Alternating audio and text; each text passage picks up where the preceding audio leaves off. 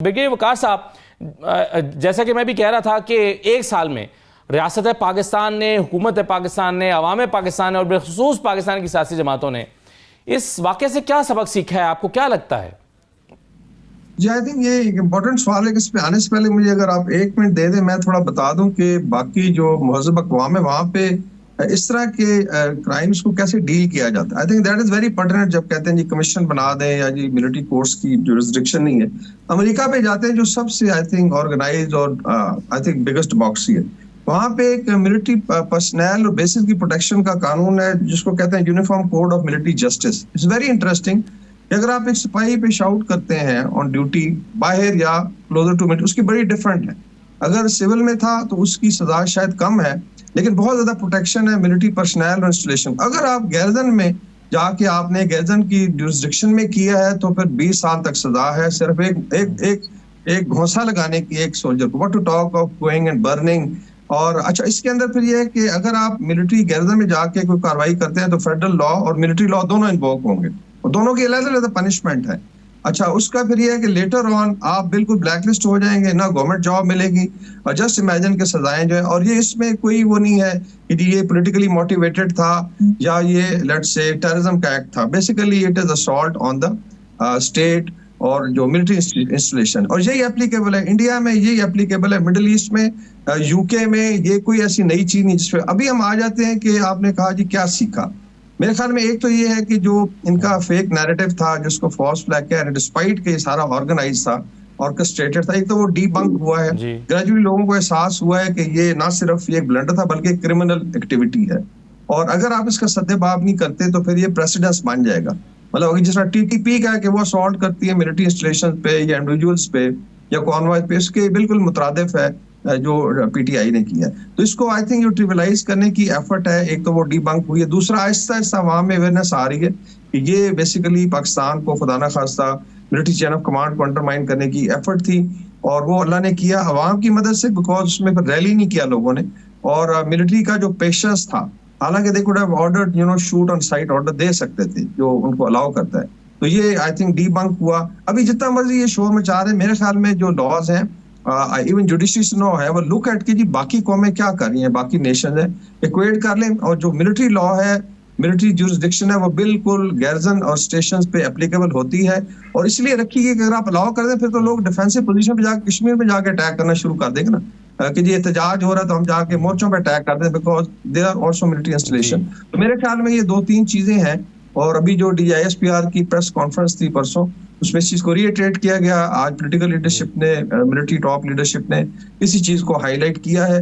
और मेरे ख्याल में इसका मजाक उड़ाने के बजाय now they should look at इसका जो परमानेंट हल है और वो अकाउंटेबिलिटी। ब्रिगेडियर वकार साहब, ये जो वाकयात 1 साल पहले 9 मई को हुए थे, इसमें पूरे मुल्क में शायद चंद हज़ार लोग निकले होंगे जिन्होंने इंस्टॉलेशंस पर अटैक किए, तनसीबात पर, शहीदों के मुजस्समों पर, और वो तमाम जगहें जहां पर जिनसे कौम की एक जज्बाती वाबस्तगी या लगाव मौजूद है। आपके ख्याल में चंद हज़ार लोगों को यकीनन पाकिस्तान के रियासती इदारे अलाउ नहीं कर सकते कि वो इस तरह की कोई कोशिश करें। आपके ख्याल में इसके लिए क्या हिकमत अमली बनाई जानी चाहिए कि आइंदा महज चंद लोग उठें, चंद 100 या चंद हज़ार लोग उठ के इस तरह से पूरे मुल्क का इमेज ख़राब ना कर सकें? क्या हिकमत अमली बनाई जानी चाहिए? जी, इसमें एक तो आई थिंक आपको डिफरेंशिएट करना पड़ेगा, या तफरीक करनी पड़ेगी एक पॉलिटिकल एक्टिविटी और जो टेररिस्ट एक्टिविटी है। जिस तरह सईद अली साहब ने बताया कि ये शायद टीटीपी इस तरीके से ये करती रही है कि दे वर असॉल्टिंग, और डेफिनेटली जब इज़हार राय की आज़ादी है या जलसा करने की आज़ादी है, वो पॉलिटिकल एक्टिविटी के लिए होता है, आप अटैक नहीं करते। अभी साहब ने मेंशन किया कि चंद हज़ार, आई थिंक 2 से 2,500 शायद लोग थे या ज्यादा होंगे मुख्तलिफ जगहों पर अगर आप कैलकुलेट करें। तो उनको एक तो उससे पहले भी थोड़ा, I think if you go into last 1 year before 9th में, पिछले साल से पीछे 1 साल चले जाएं तो पूरी एक हेट कैंपेन थी टू अंडरमाइन द मिलिट्री, जिस तरह सैयद अली ने जिक्र किया कि एक डिलिबरेट स्ट्रेटजी थी। और फिर रैंक एंड फाइल में डिवीजन की कोशिश की गई, फिर सीनियर लीडरशिप को टारगेट किया गया। इवन आर्मी का लाइफस्टाइल, आर्मी की जो हिस्ट्री है, कंट्रीब्यूशन पाकिस्तान आर्मी की और डिफेंस, उसको भी आप देखा कि ट्रिविलाइज करने की कोशिश की गई कि शायद हम कोई भी जंग नहीं जीते। हालांकि इट इज एक्नॉलेज कि इंडिया बड़ी पावर थी और पाकिस्तान ने आई थिंक 3 जंगों में कामयाबी हुई, एक में डेफिनेटली हमारी डिफीट हुई, लेकिन उसको आप ये नहीं कह सकते कि पाकिस्तान जो है खुदा ना खासा सारी। तो ये एक नैरेटिव था। एंड देन कम्स 9th में, उससे पहले फिर सोशल मीडिया पे इंसाइट किया गया, इसको कहते हैं weaponisation of the information. Social media पे आजकल आसान है, आपने देखा टर्की में हुआ इसी तरीके से, इजिप्ट में तहरीर स्क्वायर था या तकसीम स्क्वायर था, और इवन लंदन राइट्स को देख रहे हैं, ट्रम्पस्टर्स का जो है। तो एक तो ये कि एक पॉसिबल है, ये मुश्किल काम है, लेकिन बिकॉज ऑफ सोशल मीडिया आप रैली कर सकते हैं, आप लोगों को गैदर कर सकते हैं। लेकिन आपकी बात कि जी कुछ हजार लोग अगर इस तरीके से डंडे और हथियार उठा के चाई कर दें और अपने पॉलिटिकल ऑब्जेक्टिव हासिल करने को, तो ये बड़ी खतरनाक सिचुएशन है। मैं मिसाल लूंगा, अगर ये अकाउंटेबिलिटी नहीं होती और कल कोई और पॉलिटिकल सिंध में एक इशू बनता है और पीपल पार्टी के लोग उठते हैं और खुदा ना खासा जाके मिलिट्री स्टेशन या नेवल बेसिस पे अटैक करते हैं, जस्टिफाई करते हैं क्योंकि पीटीआई ने किया था, तो हम भी इसी तरीके से, तो फिर तो पाकिस्तान जो है खुदा ना खासा सीरिया या इराक बन जाएगा। और ये हुआ है, लाइक लिबिया में बेसिकली सिविल वॉर की सिचुएशन क्रिएट की initially, it was weaponisation of information. तो एक तो ये है।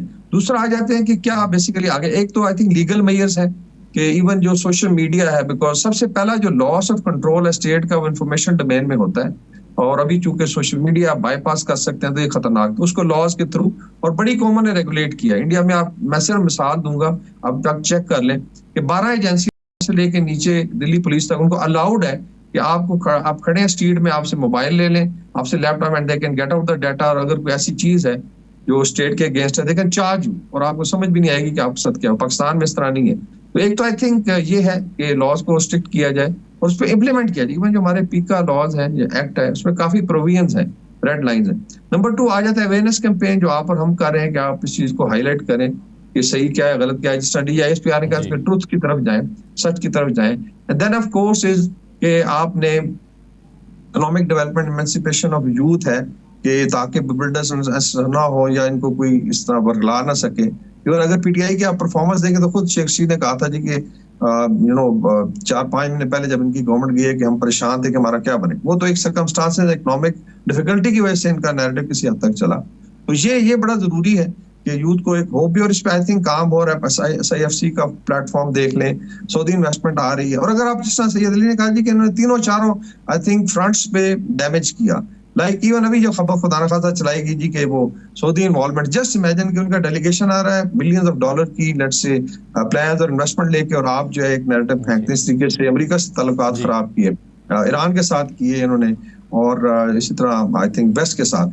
तो ये था। फिर बाकी economic I would say hitman करते हैं। तो ऑल टोल्ड आई थिंक ये सारी चीजें मिला के, साहब इसमें एक और बहस भी हो रही है, एक बहस इसमें हो रही है कि जुडिशियल कमीशन बनना चाहिए, नहीं बनना चाहिए। तहरीक इंसाफ का मुतालबा है कि बनना चाहिए। फिर ये कब से बनना चाहिए, क्या 2014 से बनना चाहिए या उससे भी पीछे जाना चाहिए? तो ये जुडिशियल कमीशन की जरूरत है भी या नहीं, और अगर है तो उसका दायरा कार क्या होना चाहिए, कब से वो बनना चाहिए और वो क्या करेगा? जी मेरे ख्याल में देखें, जो एग्जिस्टिंग लॉज है ना, अगर आप उस पर अमल करें, जो मैंने मिसाल दी ना अपनी यूनिफॉर्म कोड ऑफ मिलिट्री, जैसे आप जरूर इसकी तहकीक करवा लें अपने रिसर्चर्स का। अमेरिका में लॉज हैं, वहां तो कोई जुडिशियल कमीशन नहीं बना था इसके ऊपर। ट्रम्प के जो लोगों ने सॉल्ट किया, simply law went into action, police, intelligence agency और जुडिशियल 6-7 मंथ में उन्होंने फारिग कर दिया था। 20 साल सजा भी हुई, आई थिंक 18 साल इस तरीके से, और 960 बंदों को चार्ज किया, ट्रम्प साहब भी फेस कर रहे हैं। तो एक तो ये आई थिंक ये मजाका खेज बात है। जुडिशियल कमीशन जैसे DISPR ने कहा, ये किस चीज का, क्या ये सारा इवेंट लाइव टेलीकास्ट नहीं हुआ सोशल मीडिया, क्या ये इंसाइट नहीं किया जा रहा था? फिर भारत के अंदर से सोशल मीडिया के थ्रू असॉल्ट हो रहा था, उनके लीडर्स के स्टेटमेंट्स हैं, हर जगह वो गए। मैंने आपको बताया ना कि एक सोल्जर को शाउट करने का या एक घुसा मारने का इतनी बड़ी सजा और इसलिए रखी कि फिर मिलिट्री फंक्शन नहीं कर सकती।